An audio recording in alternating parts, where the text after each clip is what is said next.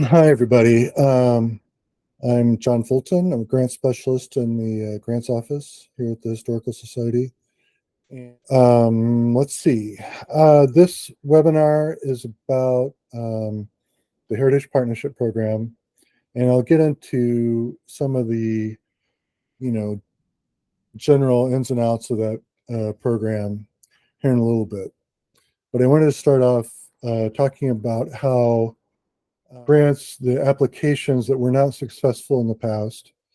And those could be from the large legacy round last year, um, could be from, from the partnership round last year.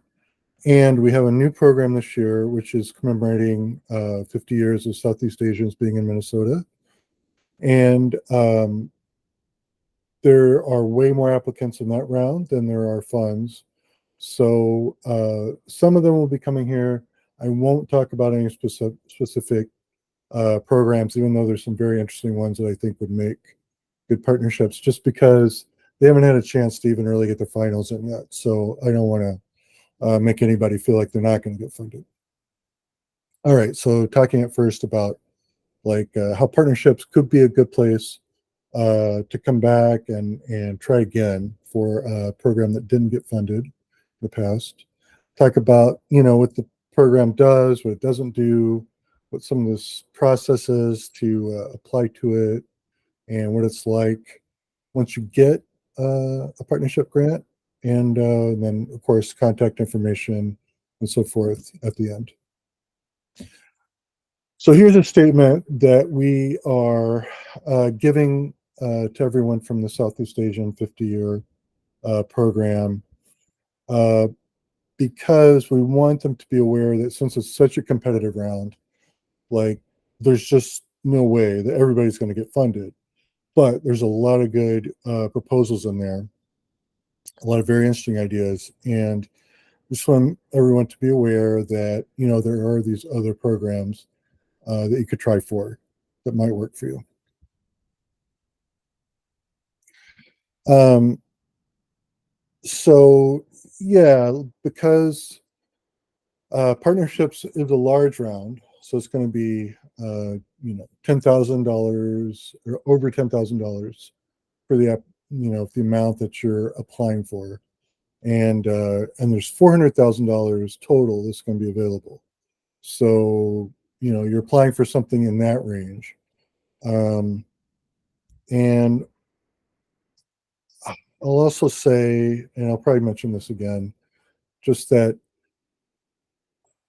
projects over $100,000 are going to be a tough sell, just because it's like if we want to fund at least 4 or 5 programs every round if we can, but people can still, there's no hard limit on it. So organizations can still request what they need to get their programs done. But yeah, because it's large round, those past partnerships, large legacy, and possibly any Southeast Asian 50 applicants that aren't successful should look at partnerships in January. Um, so the typical reasons uh, why partnership applications aren't funded are, they're both pretty simple, and then they get really specific. But so I won't talk about the specificities really, but in general, there's uh, there's just usually way too many applications for the amount of money available, and that's uh, just I gotta let somebody else in. All right. Since there's more applicants than funding, um, somebody's always not going to get funded, and you know, uh, I certainly fear that some organizations, when they don't get funded, think that there was something drastically wrong with what they were proposing, or how they put it to us, or something about the organization that makes it harder for them to get funding. Those three things are almost never the case. Like if there was something specific in the application that we thought you should address, we would have told you in the pre-application. And then if it didn't get addressed, then yeah, that's probably part of why you might not get funded. But again, the most common reason is just that, like, we have to make hard choices about who's going to get funded.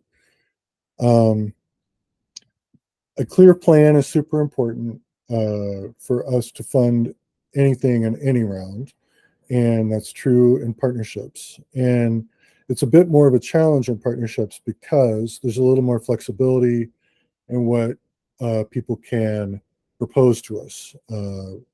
And anyway, so it's in every program, you have to really have a really clear plan about what you're going to do with the money if and when you get it. And then as an extra challenge with, with all applications, but certainly with partnership, you have to really come up with your own final product.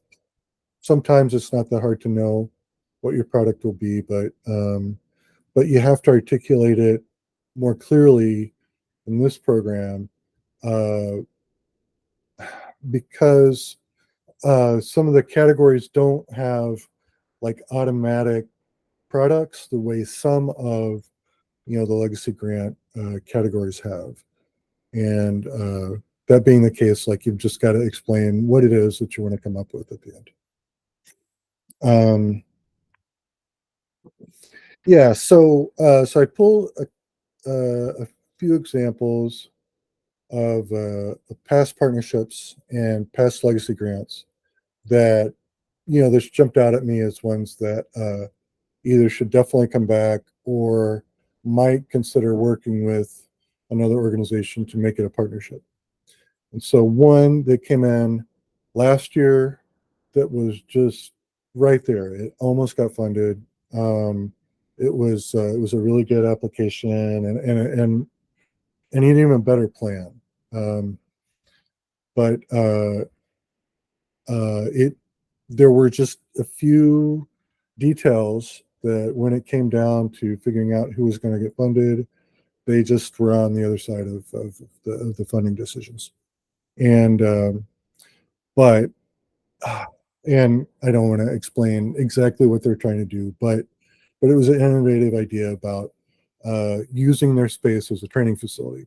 And um, since education is part of Northern Bedrock's mission already, it's made total sense. Um, and in this case, it seemed like the changes that might help them to sort of bulletproof their idea and increase their chances of funding if they come in January is just to get larger organizations involved as partners who might have that same interest in educating students. So, like, you know, tribal colleges, high schools, unions, things like that. Um, it's like, so what's the advice there? The advice there is, like, sometimes, if you can think about partners, adding partners or switching partners to strengthen what you're requesting, sometimes that might help your fundability. And then, so there were um, a couple of large legacy requests that were not partnerships. They came in on their own, and but uh, both of these were not funded in the last round.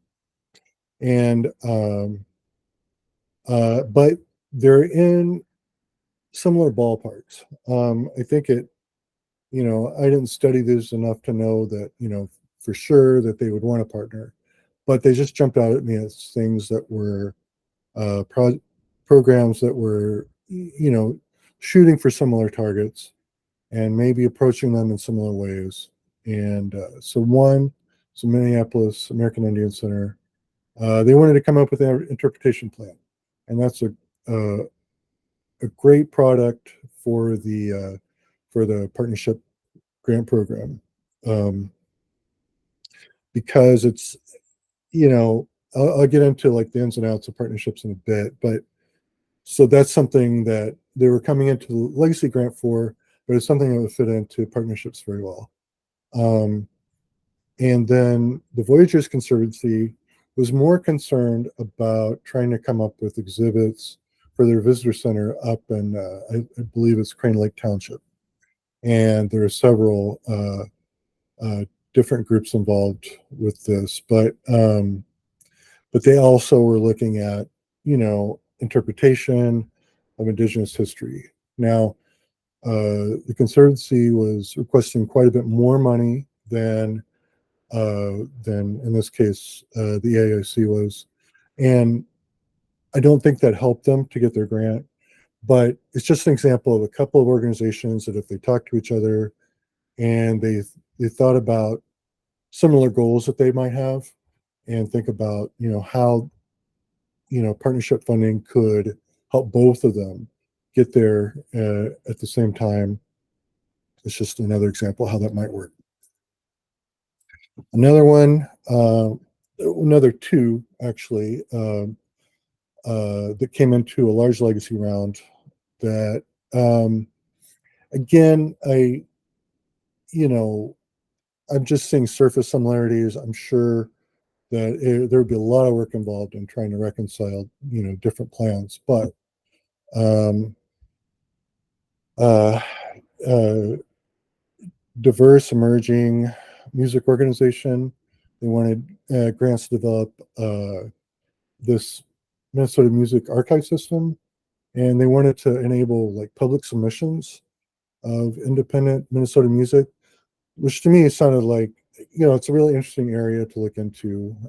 Minneapolis music scenes are all, very active, and it's, like coming up with these places where that make it easier for people to get out there, be heard, work together. Sounded interesting to me.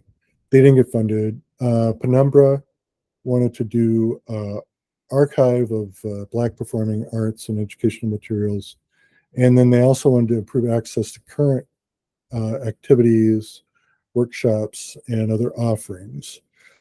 So not exactly the same types of projects.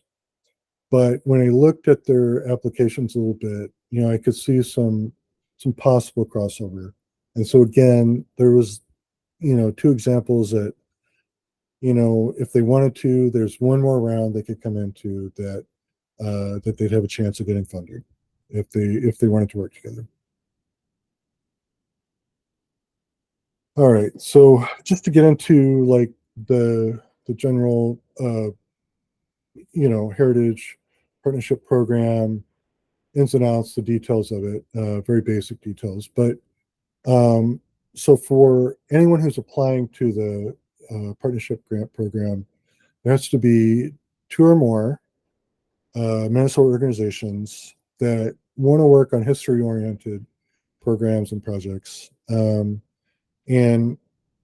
they both or all have to be eligible on their own. So it can't be that one is sponsoring the other.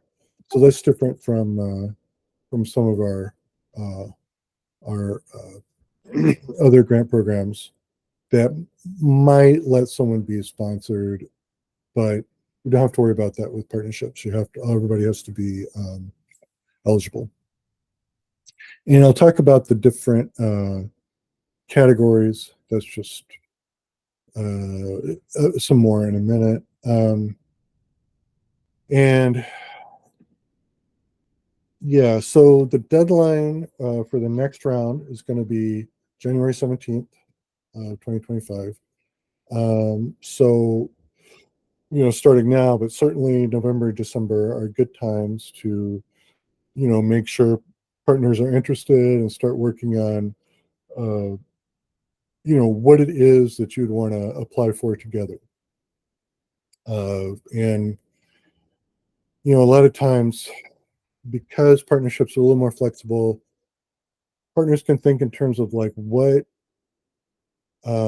problem have we run into again and again, and or what opportunity do we see, but we just don't have the staff or other capacity to take this on. And it's like, if we had say if we had, a good 50 or 100,000, how would it allow us to take on something that we've thought about, but, haven't done yet? Um, and then, figuring out how you want to solve or address or discuss or study whatever it is you're interested in is a big part of it. And, making sure that all the partners involved are on board and trying to like address this issue. And then again, being clear with us and with each other about, what is it that you want after a year, because you get a year to spend this money. And then, yeah, so the requests are over $10,000. Um, Again, you're looking for shared goals about Minnesota history in some sense. Um, and then, something that's going to fit into the categories of like shared workforce, shared services, shared resources. And, you know, what I keep repeating is that, we are open to hearing about what creative solutions the partners might have for whatever opportunity or challenge they're trying to take on. And, just some really basic suggestions is, for joint efforts might be, hiring some supplemental staff for a year to take on something that both or more partners have had trouble keeping up with, or, there's something related to, an anniversary, something like that. And, you want more staff to try and, you know, all of you try and take on and get ready for this anniversary, for example. Um, you might have similar types of items in your collection, and you might have similar questions and challenges about what to do with those items, especially if there's some sort of conservation issue involved with all of them. And so working together to, say hire, um, a conservator to, visit different partner sites and produce a report that everybody can use. Something like that could work quite well in partnerships. Uh, Creating or streamlining services, always a good thing to do with partnerships. And then partnering to manage similar resources for greater efficiency. There's a lot of things that could be, of course, but you know, not to forget that just sort of starting and formalizing a partnership is something that you can get funding to do, even if you don't really know what the final products of the projects that might come from this. But you want to, you want a partner, you want it to be a formal relationship. Then partnership could pay for meetings, could pay for advice, and um, for consultants that were going to help you through the process. And usually in something like that, you end up with like formal documents that outline what it is, what you are and what you're trying to do, and so forth. Again, so the four categories: partnership, development, and planning. Uh, Again, to form those partnerships and help with the planning, even if it's an existing partnership, but maybe it has not been, uh, active in the past. Maybe there's some planning to be done to get everybody involved again, or get everybody pulling in the same direction. Um, Again, you might not need to do partnership planning if you already have working relationships, but we do encourage there to be some planning involved, just to, because whatever you're doing, if you're doing something with, say, shared services, there's probably going to be something that needs to be articulated about what the understanding is among everyone. Um, And so the other three categories: shared workforce, shared resources, shared services. Um, and again, they're similar and different. They have different emphases, but each of them is basically saying, here's money that the partners want to use to accomplish something that deals with, our services, our workforce, our resources. And so, it's not arbitrary, but it can be somewhat flexible which of these categories you would actually be applying in.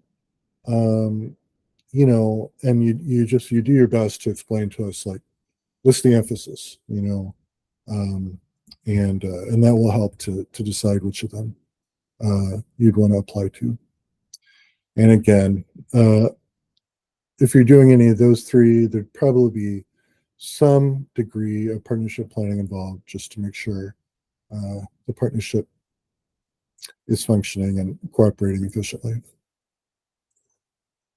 So the process of using this is just, everyone will have to create an account in our grants portal, and that address is for our grants portal. Um, and there, there's always going to be sort of a lead partner, and they are the ones that tend to, uh, write the application. The application becoming from their account, from their grant page, and but can get into those details if and when you're trying to get in. So get the account that allows you to start an application. Then you write it, submit by the deadline. Again, January 17th is what we're looking at coming up. And then the award announcements, once all of that process has happened, will be in April. And then you get a year to do the work. So usually starting June 1st, 2025, and then going to June 1st, 2026. That's the amount of time you'll have to work on your partnership program if you get the grant. And then you get a month after that to write your final report and attach or send any final products. And yeah, figuring out how all the partners will participate in the grant work is something you want to explain in the application. Uh, like we discourage uh, partners working together where there's like one partner who's providing a service, and then the other partners are just sort of getting the service from that partner.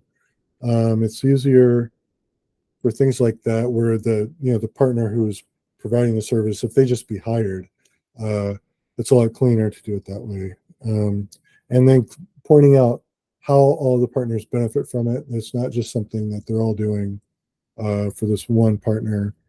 Uh, that's going to make for a stronger application. Uh, yeah, and so if you're getting ready to apply, some recommendations are just, November is a good time to make sure your consultants are available, that they exist, that what they would charge. Uh, it's if you're requesting over 25,000, you're going to have to do a formal bidding process to get your bids. But certainly, even if you're not sure you're going to get the grant, consultants are usually very open to discussing how much something might cost without necessarily doing the full formal bidding work. Um, and then, yeah, coming up with those budgets and a work plan that seems reasonable for a year. Coming up with those things, even if they're round numbers and the dates are somewhat flexible. Um, that's what you need for the first application put in January, which is a pre-application, and it's the, it's the same thing you're going to send to us again as a final. But when you send it to us the first time, we read it to give you advice and to point out, places in the application that could be a little stronger.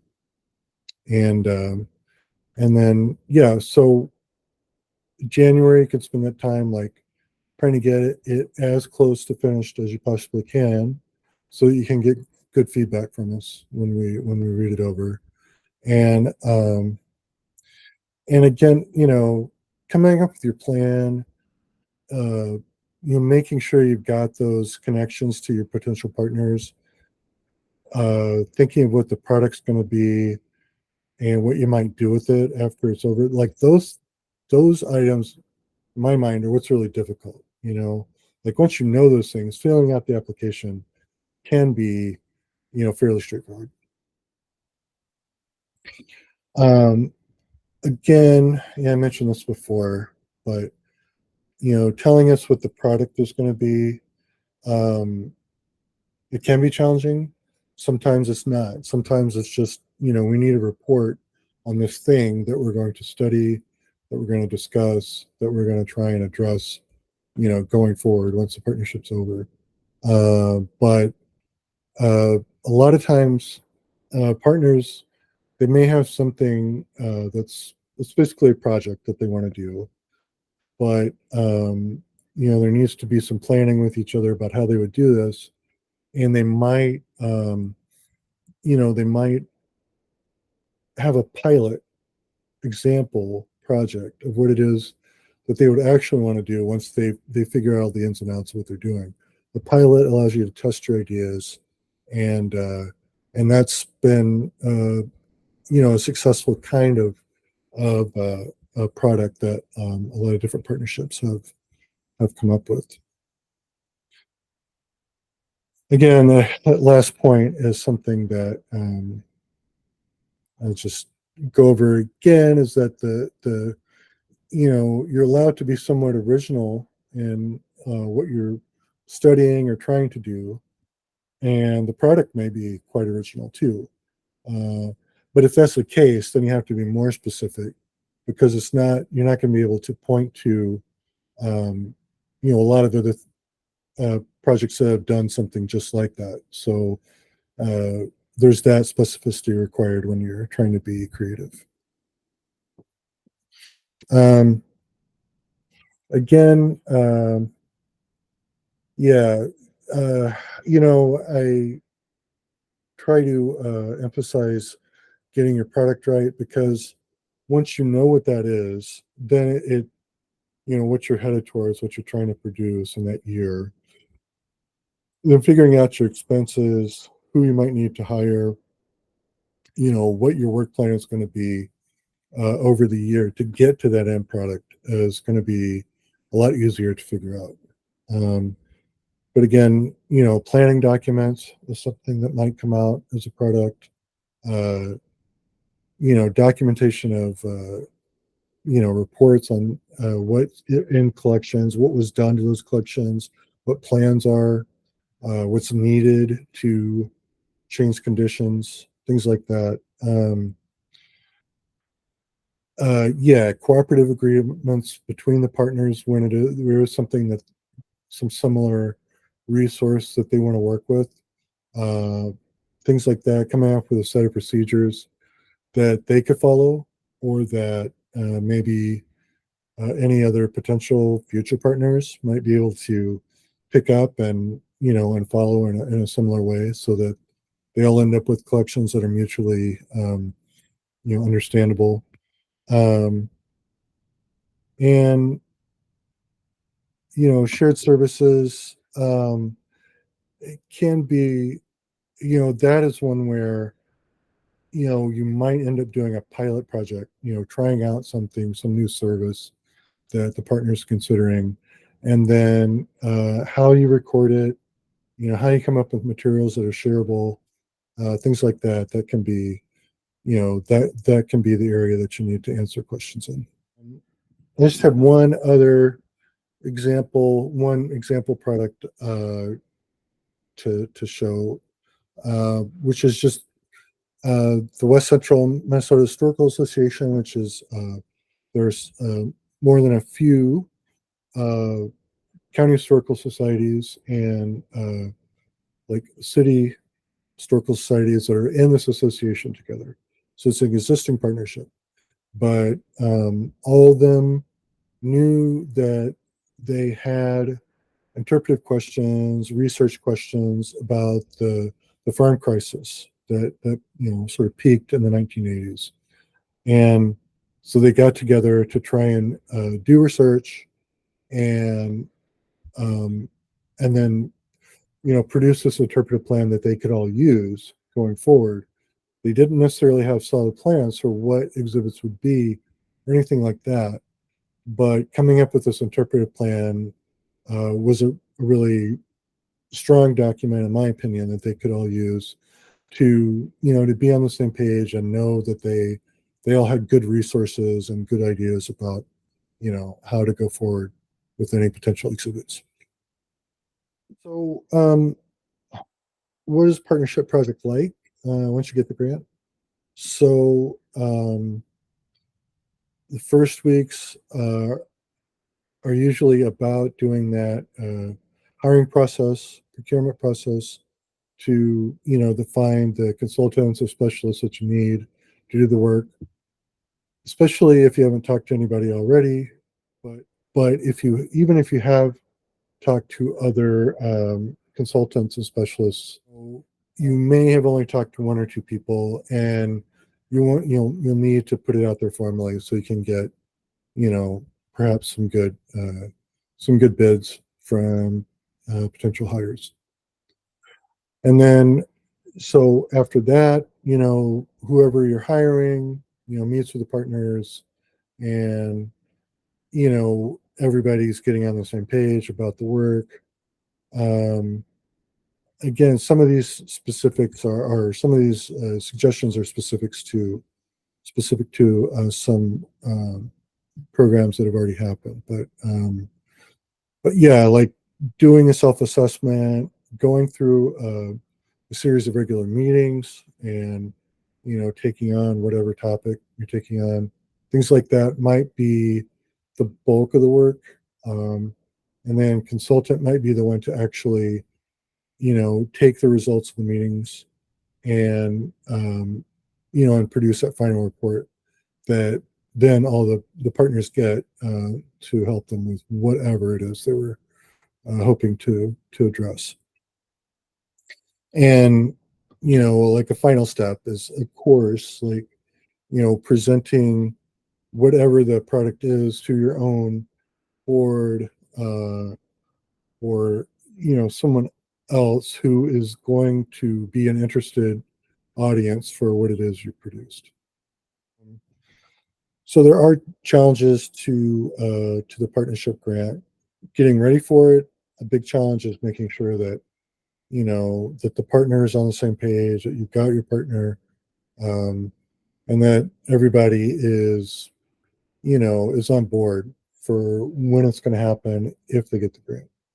Um, and then throughout, once you've got the grant, actually doing it, your partnership, um, it can be challenging for partners to, like, meet regularly, you know to foresee anything that would slow down the process. And the only solution to that is to make sure you're having those pre-discussions. But one thing that helps is not getting too many partners on board um, to begin with. Like, if especially if you're doing a pilot project, sometimes two or three uh, partners involved might be more than enough to try and get through that work of figuring out and testing whatever it is you're trying to do. Organizations have different organizational cultures. That can be a challenge. Making sure the needs and of all the partners are being addressed, that they're known, things like that can be challenging. Communicating regularly, getting the work finished in 1 year can be a challenge, and keeping those records findable. especially at the end, especially if any expenses that are happening, you know, for a large grant like a partnership, we're going to need to see the financial results of that, invoices or receipts, and keeping track of those is, it can be a challenge. And so, in that light, when you're thinking about, like, you're going to have this final report at the end, just make sure you're keeping your financials, and that you've got those records of invoices to send along with the final report. And it just, trying to, like, organize them in a way that they're easy to read is helpful for us and could get you your final payment a little bit faster. But you do need to justify any money spent. And then if we don't see, the financials to justify certain expenses, then we might challenge, that the money was spent, or it's really nothing to worry about other than hang on to your financials so that, we just see how the money was spent. And yeah, you don't want to do that search for for your invoices right at the end. Um, and yeah, there's usually the final report is asking details about what happened during the year. Usually they are can be very, very short answers, but just keep in mind that you'll have to sort of explain what happened. So here's the schedule for the round that's coming up next year. And again, 17th of January is going to be that pre-application deadline. It's required. Uh, Again, if every detail, every question is not answered to the degree that you feel like you will at the end, that's okay. It's just the more you can tell us, the more we'll be able to give you advice. And then the final application deadline will be March 7th, and we'll make sure that you get our comments and access to your application back at least 2 or 3 weeks before March 7th.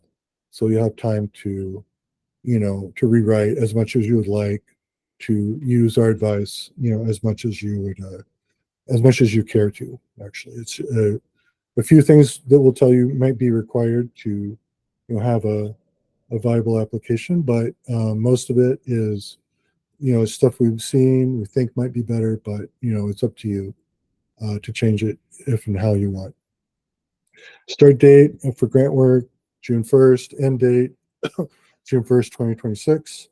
And then you'll have till, June 30th to get that final report and product to us. And so there's always some questions that get, asked frequently about this program. And I just to put some of them here to try and answer them here at the end in case they're still lingering. Um, but so how's the partnership program different from Legacy, for example? Legacy has very different categories. So, like, what you're applying for, um, those categories, be they historic properties, which generally has to do with planning for or trying to um, repair a historic building. Uh, that's a type of project that would never get funded, and partnerships. It was just uh, it could be a long story, but basically it's just we don't really have preservation work that comes through partnerships. The exception might be certain types of planning, but there's not really any category in partnerships that is set up for that. So, how much can you request? Has to be over 10,000, and you'd want to, like, question a request too far over 100,000, but the absolute limit's going to be that 400,000. Minimum requirements. 2 eligible organizations applying, and that can be pretty much the minimum requirement. There are some forms that are required. For example, all the partners will need to sign a form giving the lead partner signature authority so that they can sign the grant agreement and so forth. And everyone's okay with lead partner doing work like that. You have a year. How much time do you have? You get a year to spend the money. And why are there different categories than legacy? I think that question is about. It's just because the partnerships are more about, like, in general, organizations building the capacity to work with each other and advance some program, and that's the intention of the partnership grant program, is that organizations are going to be doing something like that. In the legacy grant program, it's understood that you'll be working on something that's you know better understood, more specific to the types of work that historians might normally do. Um, and then how to use the categories, that's, I'm not going to try and totally answer that question, but, you basically, if you can uh, go to the manual for partnership program, look at what's sort of listed, the advice about each category, and think about how what you want to do might fit with what's generally being discussed. Since there is some, leeway for creativity, not everything that you could think of doing is going to be listed in the manual.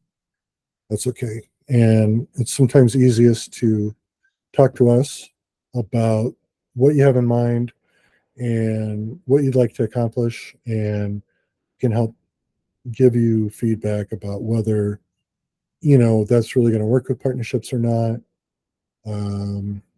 Yeah, and some of the other details about putting it together, putting the application together. We'd love to answer any questions about things like that. So that's some of the contact information, location for more information, for the manual, guidelines, and so forth. But does anybody have questions that they'd like to ask at this point? So both of you who are here for the webinar have very interesting names. So Emily, was there anything in particular that brought you to this webinar? Were you thinking about um, just generally getting information, or was there a partnership program you had in mind? So I'm at a small public library in Minnesota in Two Harbors, and we're working really hard to make our archives room more accessible. I know one thing is maybe digitizing more of our newspapers and just, little papers and things that we have that no one else has. Right. Because we're one of 2 libraries in the whole county, so we want to make sure the history is still there. Yeah. So yeah.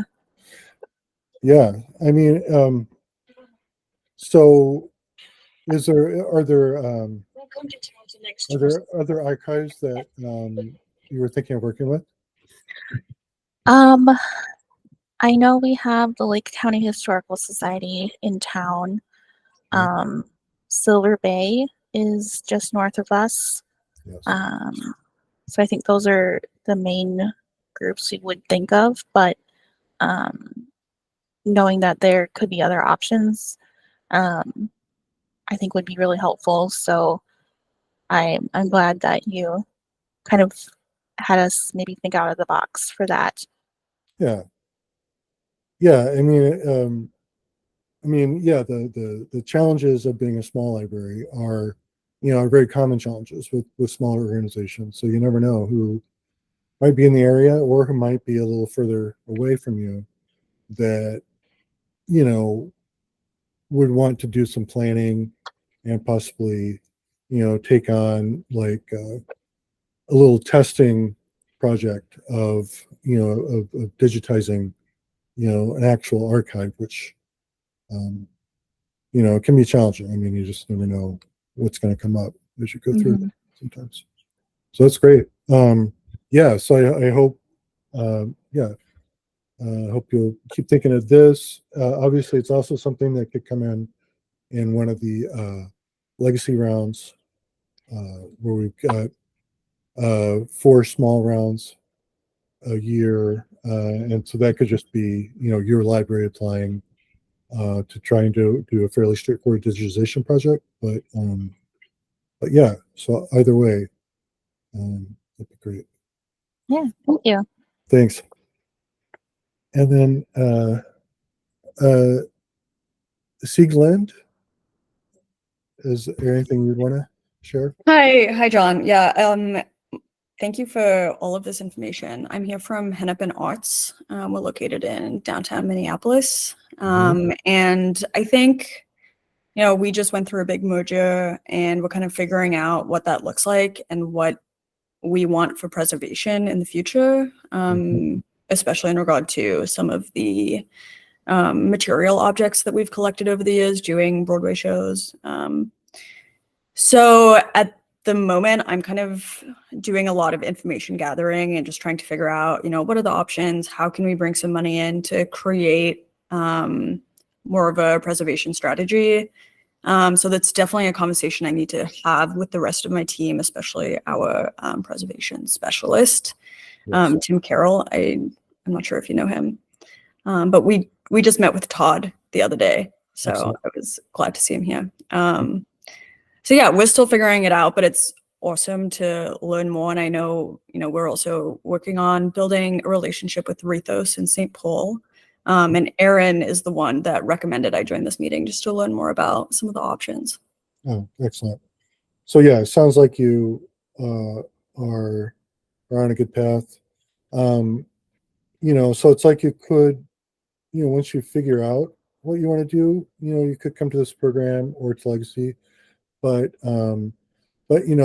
also that process of figuring out what it is you're trying to do is something that can be funded to some extent by partnerships. So if especially if you know that you're working with, there's some specific questions about, if you merged already, if you already considered one organization, that's then it's like you have to find somebody else to work with. But if there's still some sort of separation between the organizations, you could get funding to have those conversations about finishing the merger or, what's going to be involved with whatever it is you're bringing together. But Right. We did already go through the merger, so that one is unfortunately not possible anymore. But there are, like you said, like you mentioned, I think a lot of opportunity for really thinking through the options and, aligning ourselves with multiple partners.